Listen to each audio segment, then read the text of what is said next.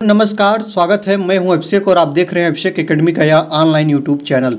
दोस्तों, आज की वीडियो में हम बता दें जो यूपी टेट का प्रीवियस ईयर अर्थात 2 फरवरी 2016 को होने वाला जो पेपर है उसी को कवर करेंगे। 2 फरवरी 2016 को ये पेपर हुआ था यूपी टेट का और इसी का हम 1 से लेकर 30 तक आपका जो CDP अर्थात बाल विकास होता है इसी भाग को हम देखेंगे और कवर करेंगे। और आज की वीडियो जो आपका 2026 जनवरी 2026 में होने वाला यूपी टेट है उसके अकॉर्डिंग आज की वीडियो बहुत मददगार और आपका इंपॉर्टेंट होने वाली है। तो पूरी वीडियो लास्ट तक देखेंगे। आपसे रिक्वेस्ट करेंगे कि चैनल पर नए हैं तो चैनल को सब्सक्राइब करेंगे, बेल आइकन को प्रेस करेंगे और वीडियो अच्छी लगेगी तो वीडियो को आप लोग अपने दोस्तों के साथ शेयर करेंगे। तो इसी क्रम में सबसे पहला प्रश्न हम देखेंगे। यहाँ पे सबसे पहला प्रश्न वो क्या है, तो वह मापनी जिसमें अंतराल के समस्त गुण के साथ परम शून्य भी हो सकता है वह क्या कहलाता है, याद रखेंगे। और वह मापनी के बारे में पूछा है कि वह मापनी जिसमें अंतराल के समस्त गुण के साथ परम शून्य भी हो सकता है वह क्या होता है। सबसे पहले मैं बता दूं जो मापनी होता है ना, याद रखेंगे मापनी के प्रकार कितने होते हैं, तो मापनी के 4 प्रकार होते हैं, ये भी याद रखेंगे, ठीक ना। तो याद रखेंगे जो अंतराल मापनी होता है, अंतराल मापनी के जो प्रकार होते हैं, टाइप्स होते हैं वो 4 होते हैं। जैसे कि ऑप्शन में आप देख रहे हैं नामित मापनी, क्रम सूचक मापनी, अंतराल मापनी और अनुपात मापनी। ये मापनी के चारों प्रकार हैं, लेकिन इसमें बताना है कि परम शून्य जो मापनी भी हो सकता है वह कौन सा मापनी होता है, यही आपको बताना है। तो जो अनुपात मापनी होता है ना, अनुपात मापनी मापन का वह प्रकार होता है जिसमें अंतराल मापनी के समस्त गुणों के साथ परम शून्य भी हो सकता है। इसलिए ऑप्शन नंबर डी को आप सही मानेंगे और ऑप्शन नंबर डी इसके लिए करेक्ट आंसर हो जाएगा। चलिए आगे देखते हैं। अगला क्वेश्चन है फ्रायड के अनुसार हमारे मूल्यों का आंतरीकरण ... में होता है, तो किस क्रम में होता है। तो याद रखेंगे जो फ्रायड है, फ्रायड एक मनोविश्लेषणात्मक सिद्धांत दिए थे और सिगमंड फ्रायड इनका पूरा नाम है। और उन्होंने चेतना, अर्धचेतना और अचेतन ऐसे बहुत बातों को उन्होंने सामने रखा। लेकिन मैं आपको बता दूं कि फ्रायड के अनुसार हमारे मूल्यों का जो आंतरीकरण होता है वह पराहम में होता है। याद रखेंगे ऑप्शन नंबर जो सी है वही करेक्ट आंसर हो जाएगा, पराहम में होता है, ठीक ना। यहाँ पे जो आपका हो जाएगा पराहम, याद रखेंगे इसी क्रम में होता है, ठीक है। चलिए आगे देखते हैं। व्यवहारवादी ऑप्शन नंबर 3 है, क्या कर रहा है, एक महान व्यवहारवादी हैं और उस व्यवहारवादी ने किन्होंने कहा है कि मुझे नवजात शिशु दे दो, मैं उसे डॉक्टर, वकील, चोर या चाहू बना सकता हूं, ठीक ना। तो उनका एक कहना है और वह कौन महान मनोवैज्ञानिक है, तो मैं बता दूं इस महान मनोवैज्ञानिक का नाम क्या है और ये रहने वाले कहाँ के। सबसे पहले आप लोग रहने का देखेंगे तो यह अमेरिका के रहने वाले हैं। कहाँ के रहने वाले हैं, इंपॉर्टेंट बात याद रखेंगे, अमेरिका का। और याद रखेंगे कोलंबिया विश्वविद्यालय में, याद रखेगा कोलंबिया जो प्रसिद्ध विश्वविद्यालय है उसमें 1913 में यह अपना मत रखे थे और यही मत रखे थे। उनका कहना था कि मुझे नवजात शिशु दे दो, मैं उसे डॉक्टर बना दूंगा, वकील बना दूंगा या चोर या चाहू बना सकता हूं, ठीक ना। तो उस महान मनोवैज्ञानिक का नाम है वाटसन। क्या नाम है दोस्तों, व्यवहारवादी हैं, इनको वाटसन बोलते हैं। ऑप्शन नंबर बी आपका बिल्कुल करेक्ट आंसर हो जाएगा। और ये अमेरिका के हैं। कहाँ के हैं दोस्तों, अमेरिका के मनोवैज्ञानिक हैं, इस बात को आप लोग ध्यान रखेंगे। चलिए आगे देखते हैं। 4 नंबर क्वेश्चन की बात करेंगे। ध्यान आकर्षित होने में किसकी भूमिका प्रमुख होती है, ठीक ना। मैं यहाँ पे दोस्तों डॉट है और यही बताना है, ठीक ना, खाली स्थान है और इसी को भरना है कि ध्यान आकर्षित होने में किसकी जो भूमिका होती है वह महत्वपूर्ण होती है। तो उद्दीपन की तीव्रता की भूमिका होती है, कि उद्दीपन की उदायता की जो तीव्रता होती है, कि विश्वसनीयता की तीव्रता होती है, कि सक्रियता की तीव्रता होती है। तो ध्यान आकर्षित होने में जो प्रमुख भूमिका निभाता है उद्दीपन की तीव्रता की होती है। ऑप्शन नंबर ए आपका बिल्कुल सही हो जाएगा, इस बात को याद रखेंगे, ठीक ना। इसमें ये होता है ना दोस्तों कि उद्दीपन की तीव्रता जितना ज्यादा अधिक होगी व्यक्ति न चाहते हुए भी उसकी तरफ आकर्षित होता चला जाएगा, ठीक ना। तो ऑप्शन नंबर ए आपका बिल्कुल सही हो जाएगा। चलिए 5 नंबर क्वेश्चन देखेंगे। ... छात्र में रुचि उत्पन्न करने की कला है, ठीक ना। तो कौन जो होता है छात्र में रुचि उत्पन्न करने की कला होती है, तो याद रखेंगे वह कला क्या होता है, अभिप्रेरणा होता है। क्या होता है दोस्तों, अभिप्रेरणा होता है। और अभिप्रेरणा न होकर प्रेरणा है जिसको मोटिवेशनल बोलते हैं। मोटिवेशनल 2 प्रकार के होते हैं, आंतरिक एवं बाह्य। तो यही होता है प्रेरणा। छात्र में रुचि उत्पन्न करने के लिए क्या होता है दोस्तों, रुचि उत्पन्न करने की कला होती है। ऑप्शन नंबर डी आपका बिल्कुल करेक्ट आंसर हो जाएगा, ठीक ना। अभिप्रेरणा के माध्यम से छात्र के अंदर रुचि आती है, मतलब चीज़ों को सीखने, समझने या पढ़ने के लिए वो क्या होता है, उत्साहित होता है, ठीक ना। इस बात को याद रखेंगे। थॉमसन एक महान मनोवैज्ञानिक है। थॉमसन ने लिखा है कि प्रेरणा छात्र में रुचि उत्पन्न करने की कला होती है, उनका एक वक्तव्य है, इसको भी याद रखेंगे। आगे देखते हैं 6 नंबर क्वेश्चन की बात करेंगे। 6 नंबर क्वेश्चन क्या कर रहा है, फ्रायड के अनुसार, ठीक ना, फ्रायड के अनुसार जो होता है वही बताना है कि फ्रायड के अनुसार सीखना क्या होता है, याद रखेंगे। तो ग्रहण किए या सीखे हुए तथ्यों को धारण करने या पुनः स्मरण करने की असफलता को विस्मरण कहते हैं फ्रायड के अनुसार। कि विस्मरण का अर्थ है किसी समय प्रयत्न करने पर भी किसी कार्य का अनुभव का स्मरण करने या पहले की सीखी गई किसी बात को कार्य को करने की असफलता विस्मरण कहलाता है। कि विस्मरण वह प्रवृत्ति है जिसके द्वारा दुखद अनुभवों को स्मृति से अलग कर दिया जाता है कि उपयुक्त में से कोई नहीं, ठीक ना। तो याद रखेंगे जो फ्रायड साहब हैं, फ्रायड साहब बोलते हैं कि विस्मरण वह प्रवृत्ति है जिसके द्वारा दुखद अनुभवों को स्मृति से अलग कर दिया जाता है। ऑप्शन नंबर डी आपका, ऑप्शन नंबर सी आपका बिल्कुल करेक्ट आंसर है, यही बात आप ध्यान रखेंगे। चलिए आगे देखते हैं SOR किसके द्वारा प्रस्तावित किया गया था, ठीक ना। काफी इंपॉर्टेंट है कि जो SOR है जिसको बोलते हैं स्टिम्युलस ऑर्गेनिज्म रिस्पॉन्स, तो जो SOR है किसके द्वारा प्रस्तावित किया गया था, यही आपको बताना है, ठीक ना। SOR किसके द्वारा प्रस्तावित है, वाटसन के द्वारा कि कोफका के द्वारा कि कोहलर के द्वारा कि गेस्टलवाडी मनोवैज्ञानिकों के द्वारा। तो याद रखेंगे जो SOR है, SOR वो अमेरिकी वैज्ञानिक वुडवर्थ के द्वारा किया गया था। किसके द्वारा वो दोस्तों, वुडवर्थ के द्वारा। और ऑप्शन में नहीं है, जब ये प्रश्न बना था तो यह प्रश्न विवादों में था और सबको क्या मिला, कॉमन नंबर मिला, याद रखेंगे कॉमन नंबर सबको मिला था। अमेरिकी महान मनोवैज्ञानिक हैं जिनका नाम है वुडवर्थ, या अमेरिका से बिलोंग करते हैं और इनका दिया गया कथन है SOR, इस बात को आप लोग ध्यान रखेंगे, ठीक है। चलिए आगे ले चलते हैं। 8वां नंबर देखेंगे, ध्यान को केंद्रित करने की आंतरिक दशा होती है, क्या होता है, अवधि होती है कि नवीनता होती है कि रुचि होता है कि आकार होता है, यही आपको ध्यान देना है, यही आपको बताना है, ठीक ना। तो जो ध्यान को केंद्रित करने की आंतरिक दशा होती है ना, वह आपकी रुचि होती है। क्या होती है, रुचि। अगर आपके अंदर ध्यान केंद्रित करने की आंतरिक दशा रुचि होती है, व्यक्ति की रुचि जिस कार्य में अधिक होती है वह उस कार्य को अधिक ध्यान लगाकर करता है जिसमें उसे आनंद की अनुभूति होती है, ठीक ना। तो ऑप्शन नंबर सी को आप ध्यान रखेंगे, रुचि ही बेस्ट हो जाएगा, ऑप्शन नंबर सी आपका बिल्कुल करेक्ट आंसर हो जाएगा। चलिए 9 नंबर क्वेश्चन की बात करेंगे। 9 नंबर क्वेश्चन क्या कह रहा है कि एक परिस्थिति में अर्जित ज्ञान का दूसरी परिस्थिति में उपयोग क्या कहलाता है। याद रखेंगे जो पहले की बात सीखी हुई होती है उसका उपयोग हम नई बातों को सीखने में प्रयोग करते हैं, तो इसको सीखने में स्थानांतरण बोलते हैं, ठीक ना।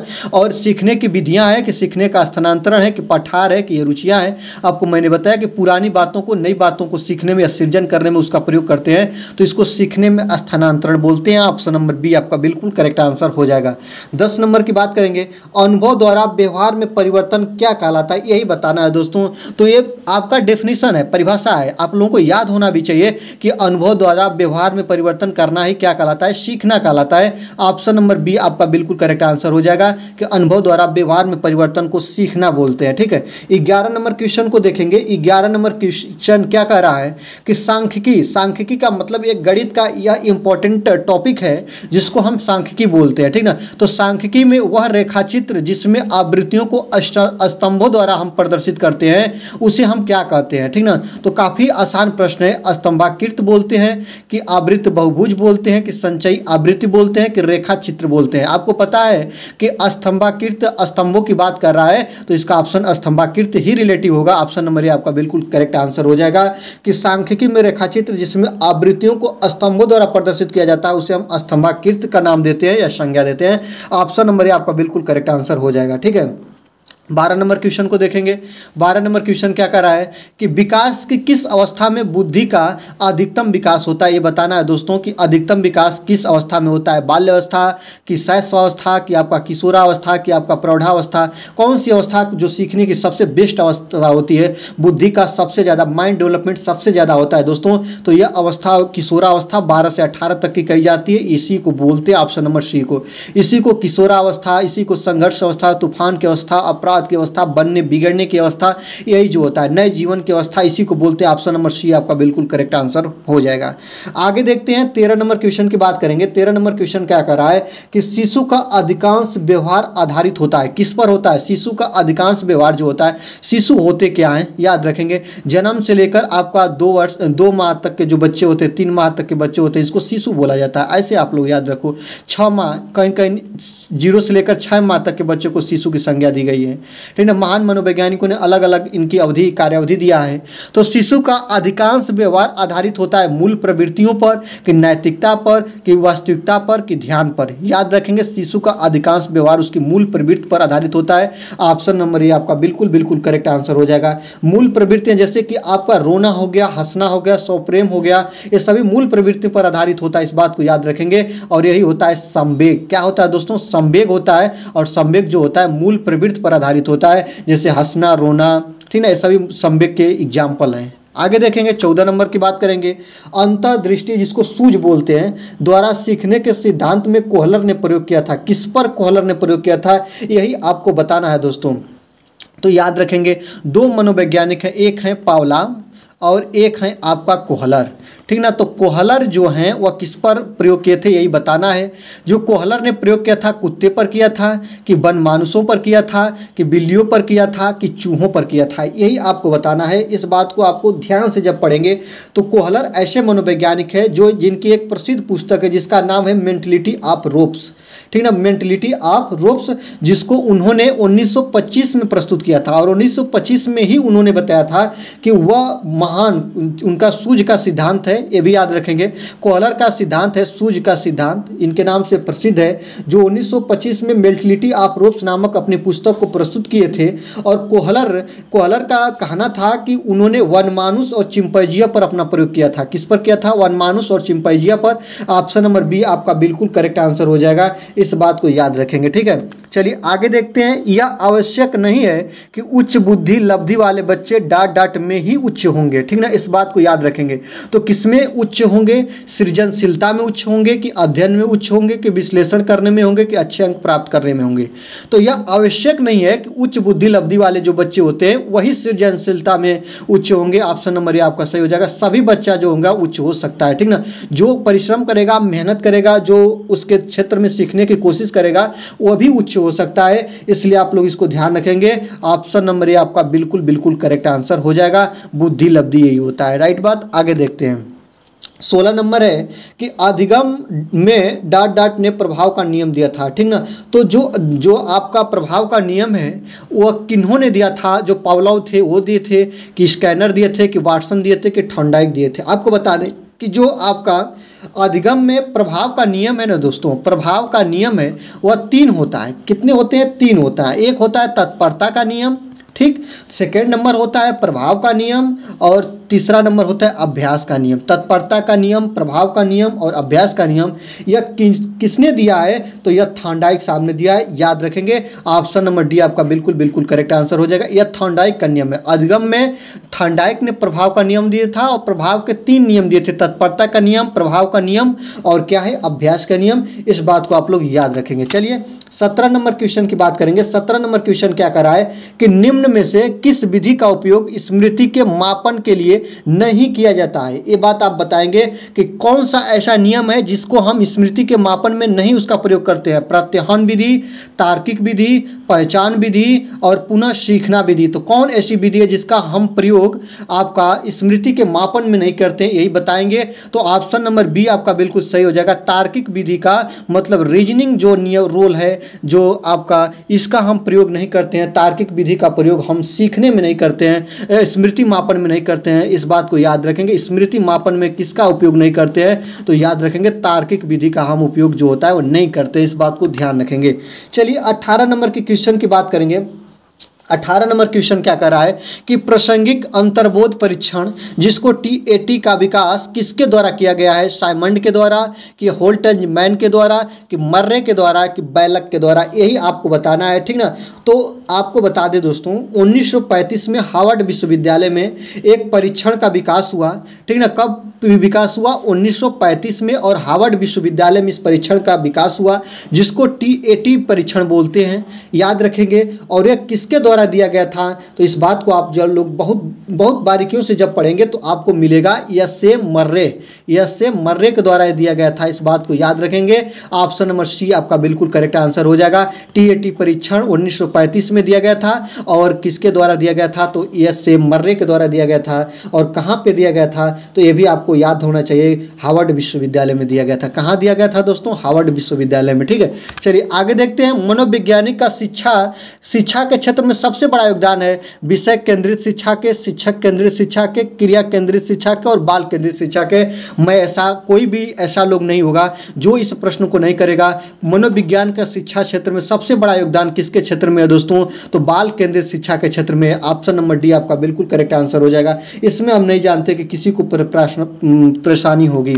ठीक ना। 20 नंबर क्वेश्चन देखेंगे। 20 नंबर क्वेश्चन क्या कर रहा है, निम्नलिखित में से कौन सा वृद्धि और विकास के सिद्धांतों से संबंधित नहीं है, यही आपको बताना है। निरंतरता का सिद्धांत ये भी दोस्तों है, वर्गीकरण का सिद्धांत, समन्वय का सिद्धांत और व्यक्तित्वता का सिद्धांत।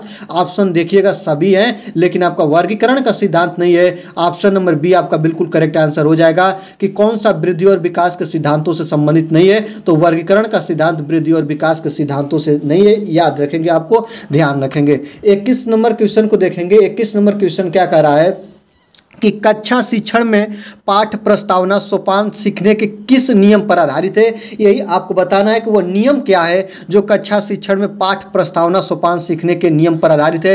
प्रभाव का नियम, सादृश्यता का नियम, तत्परता का नियम और साहचर्य का नियम। तो याद रखेंगे जो ये नियम है ना दोस्तों, ये आपका है तत्परता का नियम। ऑप्शन नंबर सी आपका बिल्कुल करेक्ट आंसर हो जाएगा।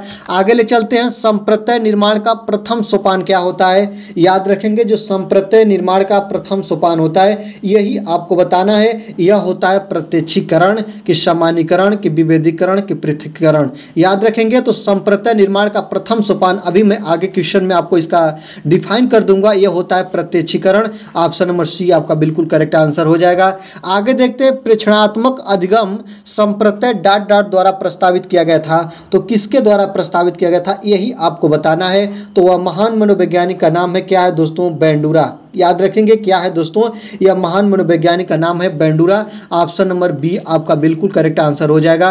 इस महान मनोवैज्ञानिक प्रेक्षणात्मक अधिगम संप्रत्यय बेंडूरा के द्वारा प्रस्तावित किया गया था। ऑप्शन नंबर बी आपका सही हो जाएगा। चलिए 24 नंबर की बात करेंगे। 24 नंबर क्वेश्चन क्या कर रहा है, उदाहरण, निरीक्षण, विश्लेषण, वर्गीकरण, नियमीकरण निम्नलिखित में से किस विधि के सोपान है, यही आपको बताना है। ठीक ना। तो यह किस विधि के सोपान है, निगमन विधि की है कि आपका आगमन विधि की है कि आपका अंतर दर्शन विधि के हैं कि बहिदर्शन विधि के हैं, यही आपको बताना है।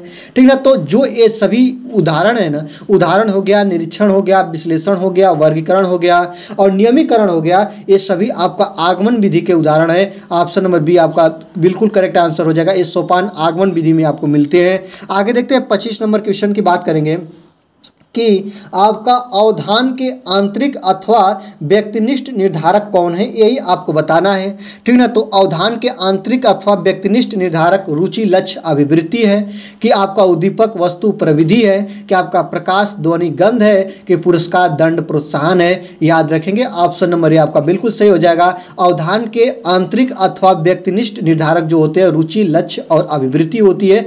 ऑप्शन नंबर ए आपका बिल्कुल बिल्कुल करेक्ट आंसर हो जाएगा। आगे चलते हैं। बाल मनोवैज्ञानिक का क्षेत्र क्या होता है, यही आपको बताना है।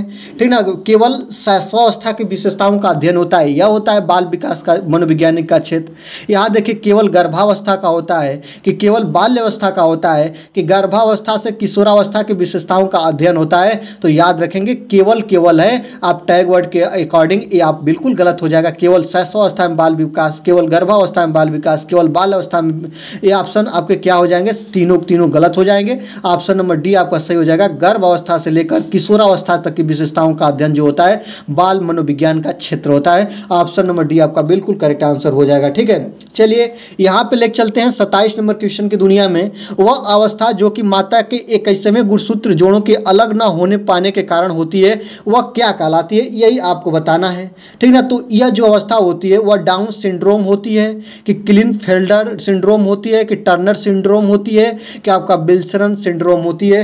आप इसको ध्यान से देखेंगे, जो आपके 46 शिशुओं में 46 क्रोमोसोम के साथ पैदा होते हैं या 23 क्रोमोसोम का सेट होता है, और ये सब चीज़ों को आप देखेंगे तो यह किसके अंतर्गत आता है? डाउन सिंड्रोम के अंतर्गत आता है। ऑप्शन नंबर ये आपका बिल्कुल करेक्ट आंसर हो जाएगा, इस बात को याद रखेंगे। 28 नंबर क्वेश्चन देखेंगे कि कोहलर वर्ग के अनुसार किस अवस्था में नैतिकता बाह्य कारकों द्वारा निर्धारित होती है? यही आपको बताना है, पूर्व पारंपरिक अवस्था में कि पारंपरिक अवस्था में कि पश्चात पारंपरिक अवस्था में कि उपरोक्त में से कोई नहीं। तो याद रखेंगे, लॉरेंस कोहलर वर्ग के नैतिक विकास सिद्धांत में 3 प्रमुख अवस्थाएं होती है। कितनी अवस्थाएं?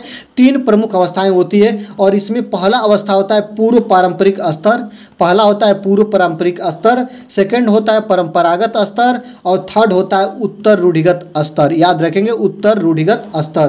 तो इसमें आपका पूर्व पारंपरिक जो अवस्था होती है, इसमें नैतिकता बाह्य कारकों द्वारा निर्धारित होती है। ऑप्शन नंबर ये आपका बिल्कुल करेक्ट आंसर हो जाएगा। ठीक है, 29 नंबर क्वेश्चन की बात करेंगे कि निम्नलिखित में से कौन सा सही क्रम है? यही आपको बताना है कि कौन सा ऐसा क्रम है जो आपका सही है, इसको आप बताना है। सबसे पहले अंडाणु, शुक्राणु, आपका ब्लास्टोसिस और इग्मनजन, इसको आप सही क्रम में आपको सजाना है। तो सही क्रम क्या है दोस्तों?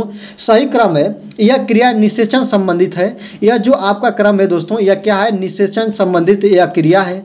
और निषेचन संबंधित यह क्रिया जो होती है, इसका जो सही क्रम होता है वह क्या होता है कि जिसमें सर्वप्रथम गर्भधान प्रक्रिया होती है, और गर्भधान प्रक्रिया के दौरान सबसे पहले अंडाणु बनते हैं। क्या बनते हैं दोस्तों? अंडाणु बनते हैं, और इसके बाद अंडाणु एवं शुक्राणु आपस में मिलते हैं। ठीक, इसके बाद आपका शुक्राणु आ जाएगा। जो अंडाणु और शुक्राणु आपस में मिलते हैं, शुक्राणु या आपस में मिलके युग्मनजन का निर्माण करते हैं। किसका निर्माण करते हैं? जो आगे यह निर्माण करते हैं, युग्मनजन का निर्माण करते हैं, और इसके बाद अंत में इसके तत्पश्चात वह निर्माण करते हैं ब्लास्टोसिस्ट की, जो ऑप्शन नंबर डी आपका बिल्कुल करेक्ट हो जाएगा। अंडाणु शुक्राणु आपस में मिलकर युग्मनज का निर्माण करते हैं, और लास्ट में जो निर्माण की प्रक्रिया होती है वह ब्लास्टोसिस्ट की होती है। ऑप्शन नंबर डी आपका बिल्कुल करेक्ट आंसर हो जाएगा। चलिए 30 नंबर क्वेश्चन की बात करेंगे। अंतर्मुखी, बहिमुखी तथा उभयमुखी व्यक्तित्व का वर्गीकरण किसके द्वारा किया गया था? मैंने अभी आपको बताया, एक महान मनोवैज्ञानिक हैं जो स्विट्जरलैंड के रहने वाले हैं, और उन्होंने उनके जो मनोवैज्ञानिक गुणों के आधार पर उन्होंने अपना अंतर्मुखी, बहिमुखी और उभयमुखी का वर्गीकरण किया, व्यक्तित्व का निर्माण जो उन्होंने वर्गीकरण किया, और उस महान मनोवैज्ञानिक का नाम है क्या है दोस्तों? युंग है। ऑप्शन नंबर बी आपका बिल्कुल करेक्ट आंसर हो जाएगा। और ये कहाँ के रहने वाले हैं? तो यह स्विट्जरलैंड के रहने वाले हैं। इस बात को याद रखेंगे, उस वैज्ञानिक का नाम क्या है दोस्तों? युंग है। ऑप्शन नंबर बी आपका बिल्कुल करेक्ट आंसर हो जाएगा। तो याद रखेंगे, ये आपका 2016 2 फरवरी 2016 का यह CDP का पेपर रहा, जो काफ़ी अच्छा रहा। बाल विकास का प्रश्न, इसमें थोड़ा ये टॉपिक हार्ड रहा, लेकिन देखेंगे प्रश्न ऐसे भी बने हैं जो कभी हर साल के बहुत ऐसे ईयर के प्रश्न हैं जो काफ़ी इनका लेवल रहा, जो कि आपका आसान रहा, लेकिन यह जो पेपर का लेवल रहा थोड़ा कठिन रहा, जो काफ़ी बच्चों को मशक्क़त करने पड़ी। और इसी साल जो पेपर का जो आपका रिजल्ट बना वो काफ़ी कम बना था। तो इसको आप लोगों ने देखा, आशा करते हैं कि यह आपके एग्ज़ाम के प्रिपरेशन में काफ़ी मददगार होगा। और आज की वीडियो में बस इतना ही। अगर वीडियो अच्छी लगे तो वीडियो को लाइक कर लीजिएगा। अभिषेक एकेडमी के इस चैनल पर नए हैं, अभी तक आपने चैनल को सब्सक्राइब नहीं किया है तो सब्सक्राइब करके बेल आइकन को प्रेस करेंगे। आज की वीडियो में बस इतना ही, मिलते हैं अगले वीडियो में। देखते रहिए अभिषेक एकेडमी।